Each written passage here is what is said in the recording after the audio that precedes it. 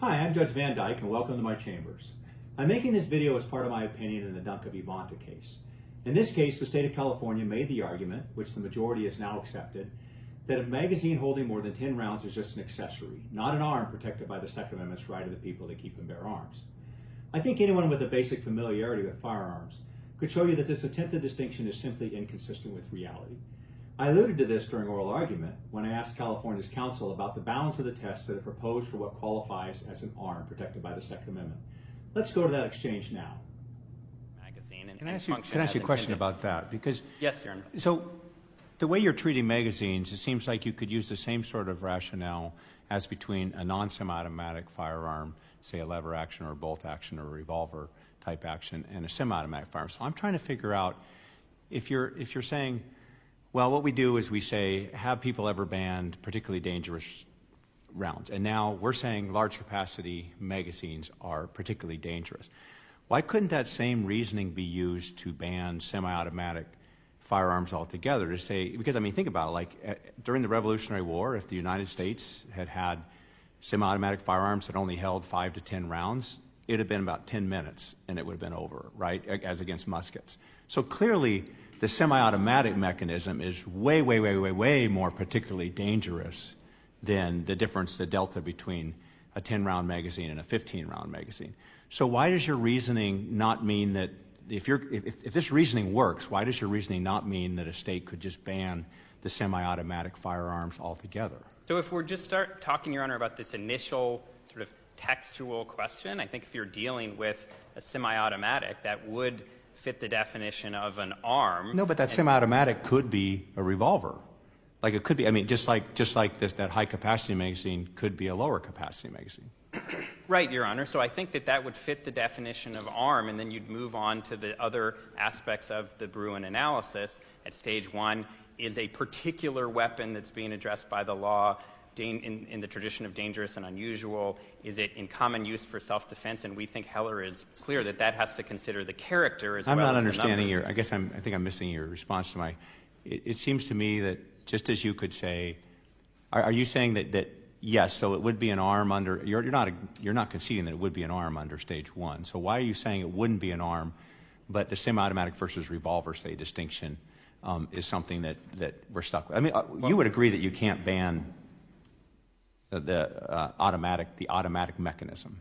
Well, an automatic mechanism, I think that you can ban. I think the Supreme Court has recognized No, that. the automatic mechanism is a term that semi-autos and full autos use an automatic mechanism. Sure, Your Honor. I'm sorry for the confusion. No, I don't think that we could ban all semi-automatic weapons. I think Heller makes that clear. The point I was just making is, with respect to accessories, I think we have a difference of opinion where my friends suggest any accessory that is somehow helpful to armed self-defense. So that's important, because your argument turns on whether you can characterize accessories. So you would say that the revolver versus semi-automatic is not an accessory, but that a magazine is this accessory. So what would you think about like a red dot sight, electro-optics, which many firearms are going to electronic optics nowadays.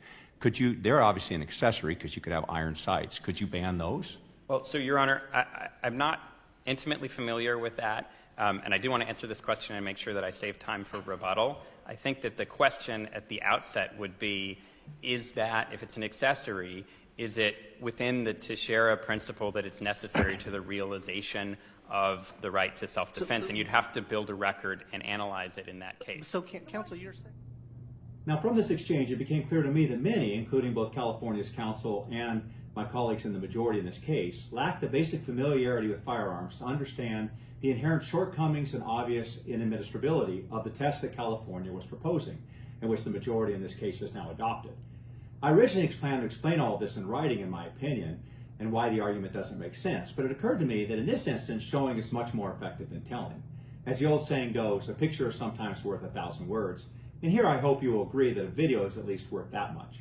And I suppose at this point in the video is as good a time as any to apologize for any shortcomings of the video. This is the first video like this that I've ever made, and in our digital age, I fear that people have become accustomed to a production quality that I'm sure that I fall far short of.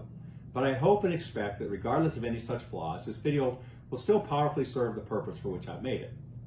I also want to emphasize that, for safety purposes, I have rendered inoperable all the guns and gun parts that I use to demonstrate today. And finally, as an appellate body, it's obviously not our role to make factual determinations, so I share this not to supplement the factual record that we're using to decide this case. Instead, I share this because a rudimentary understanding of how guns are made, sold, used, and commonly modified makes obvious why California's proposed test and the one my colleagues are adopting today simply does not work.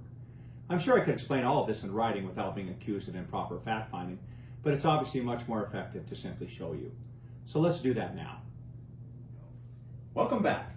To demonstrate, I'm going to start with this SIG P320 that's basically in its stock configuration. That is, this gun is basically in the same configuration it would come to you from the manufacturer and be sold to you at a retailer. This is one of the most popular handguns currently on the market in the United States. And so I'm going to use this to point out some of the essential parts of a handgun. These same parts would exist on pretty much every handgun, at least of this semi-automatic type. So let me start by pointing out a few of them. This one comes with a standard 21 round magazine. Comes from factory just like that. You can buy a similar version that comes with a 17 round magazine that fits flush. And so it comes with a 21 or 17 round magazine. It has a standard full-size grip. It has a factory trigger, which has a pull weight of about 7 pounds or so. Has front and rear iron sights that are used to aim the firearm. It has this little takedown lever, which is small, and you may have trouble seeing it, but we're going to talk about that some later. And that's what you use to remove the slide and disassemble the firearm. And the entire gun is designed around the automatic cycling mechanism. That is, when you pull the trigger and fire a round, right when that happens, it automatically will rack the slide back, eject the round, the spent cartridge out of the gun. It will grab a new round out of the magazine, put that round into the chamber, into the barrel, and it'll be ready to fire another round the next time you pull the trigger. So this is a semi-automatic firearm. Now, I want to use this handgun to illustrate first California and the majority's argument as applied to this obviously typical and very common handgun, and then I want to show you that the same argument would apply to other parts of the firearm and to this firearm as a whole. Now, as a reminder, California's argument, which the majority's adopted here, is that a magazine that holds more than 10 rounds is not an arm protected by the Second Amendment. So this 21 round magazine that comes from the factory or a 17 round magazine is not an arm protected by the Second Amendment. Now, California acknowledges that a magazine is necessary to make the firearm function, but they argue that because you can replace the standard magazine with one that holds fewer rounds, 10 rounds or less, then these higher capacity magazines are not an arm and thus wholly unprotected by the Second Amendment. Now, the problem with California's argument is that, as I pointed out in oral argument, the exact same argument would apply to essentially every part on this firearm, which would mean that essentially nothing on this firearm would be protected by the Second Amendment. Allow me to illustrate that using this firearm. Now, in oral argument, I asked California's counsel if their argument meant that the sights on this firearm are not protected by the Second Amendment. And part of the reason I'm making this video is because it didn't appear that counsel understood what I was asking. So take a look again at this handgun. What you see on here are iron sights. You have a front and a rear iron sight. And the way that you fire this handgun, the way you aim it, is you take and you line up these two sights and you line them up on what you want to shoot at. And that's how you hit what you're aiming at with this firearm. These are iron sights. They're probably the most common sighting system for a handgun. But all you have to do on this particular handgun to change out the sights is remove two screws in this slide right here, and the back sight comes off. And when you do that, you can put the two screws back into a red dot optic, and now you will have a firearm that instead of having iron sights would have a red dot optic.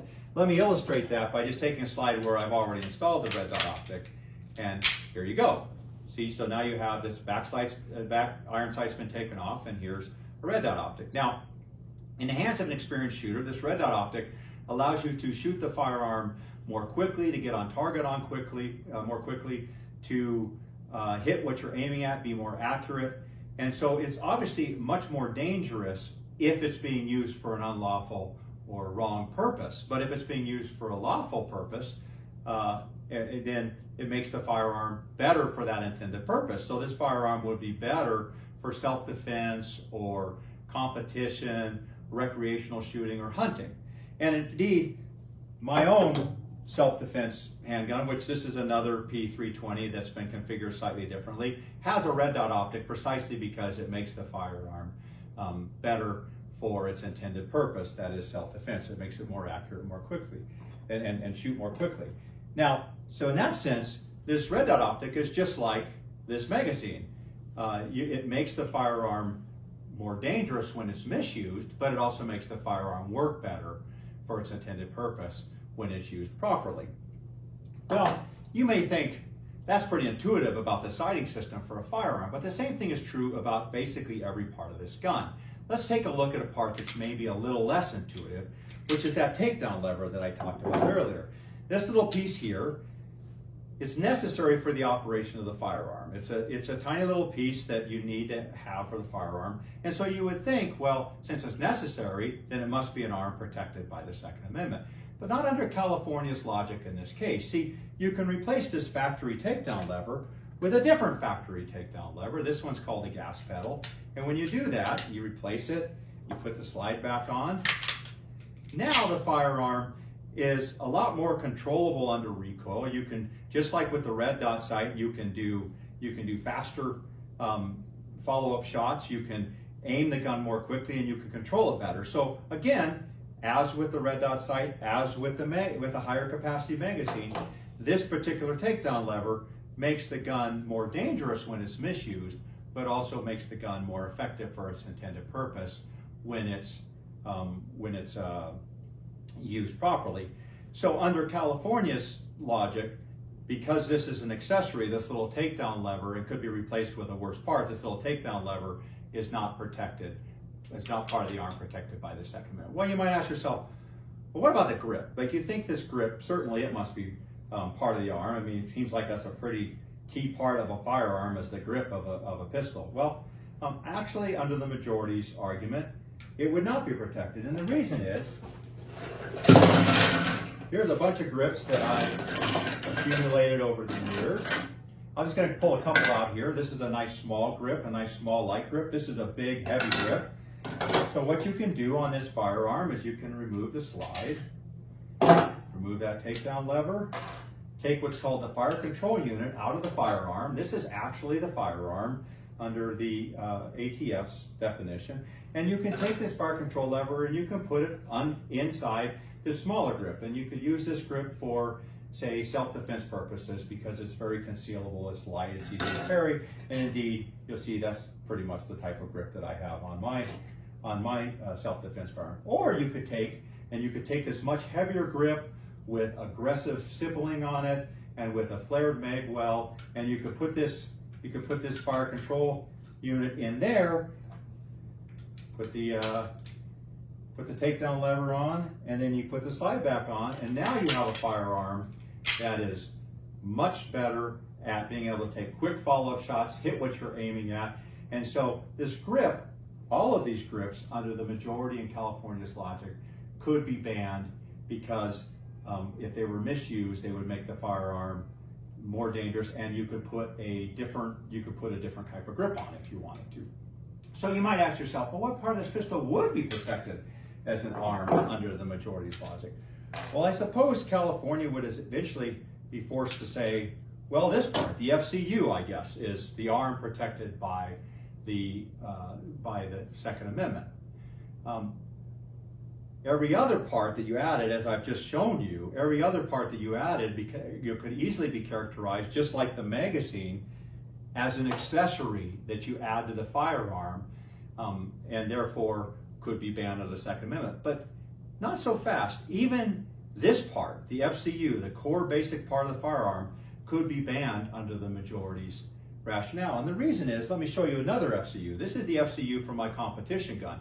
It has a really nice trigger, a nice light, crisp trigger, and has some parts replaced in here. It makes for a really nice trigger. You can upgrade the trigger to make it much nicer. And so, because of that, under the majority's logic, you could even ban this FCU, or at least most of it, as simply an accessory, and now protected by the Second Amendment.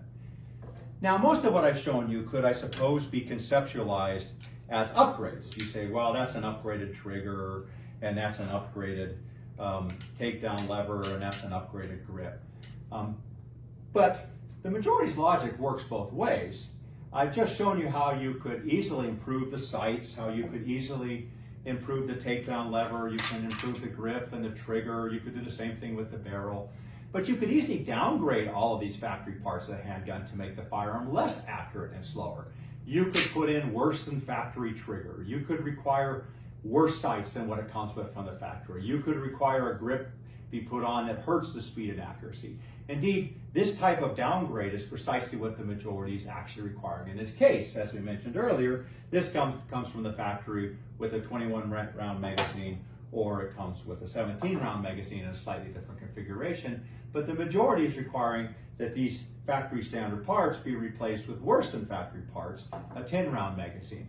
So when we take everything off that the majority might call it accessory, what we're left with at best is this fire control unit. And as I've explained, even that could be dumbed down so that much of this fire control unit would be an accessory under California's argument. And of course, you can't shoot this, right? It's inoperable. You need all the other accessories that I've been describing in order to make this work as a firearm. But of course, also, each of these other pieces, just like this magazine, could in some way be considered an accessory, since they could be replaced with a different part that would be less useful and make the gun less dangerous if misused.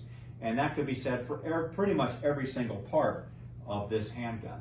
And the same problem with the majority's argument applies to other aspects of the firearm that are less easily shown in the video, including fundamental aspects of how this firearm operates. At oral argument, I asked California's counsel why California couldn't ban the automatic cycling mechanism altogether under California's argument. And again, I don't think he understood what I was talking about. Well, this handgun uses that mechanism. This uses the automatic cycling mechanism.